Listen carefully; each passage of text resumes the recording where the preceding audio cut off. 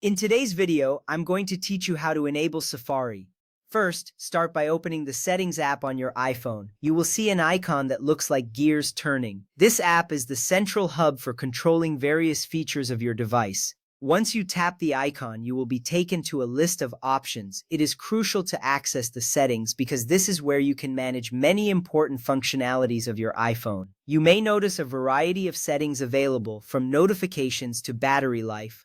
This step is your gateway to making sure Safari is accessible on your device. Once you are in the Settings menu, look for the option labeled Screen Time. This option will help you monitor and manage how much time you spend on apps, as well as set restrictions. Tap on Screen Time to access its features. This is important because if Safari is disabled, it is often due to restrictions set here. You might see a colorful pie chart showing your usage habits. Don't worry if you have not set up Screen Time before. It is straightforward to navigate, and you will be taking the right steps toward enabling Safari. From there, find and tap on Content and Privacy Restrictions. This section will allow you to see what apps and features may be restricted on your iPhone. When you enter this menu, you may need to enter a passcode if you have set one up. This security step ensures that only authorized users can make changes to these settings. Once you are inside, you will see several options. This is an essential step because it directly influences what you can access on your device, including Safari.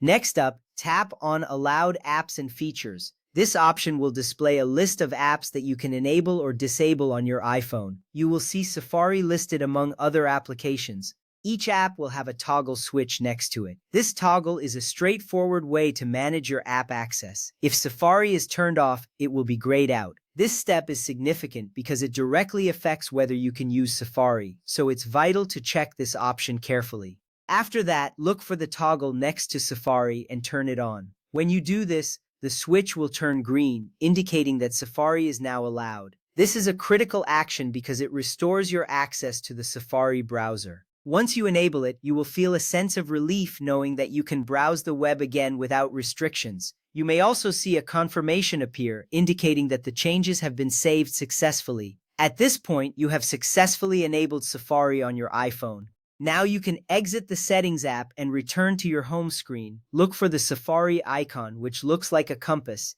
Tapping on it will launch the browser, allowing you to explore the internet freely. This step is rewarding because it opens up a world of information and resources right at your fingertips. In conclusion, you've learned how to enable Safari by following these simple steps. Your iPhone is now set up for browsing, and you can enjoy all the features Safari has to offer. Remember, if you meant enabling a specific feature within Safari, the steps would be different. But for now, you are all set to surf the web. Thank you for watching and happy browsing.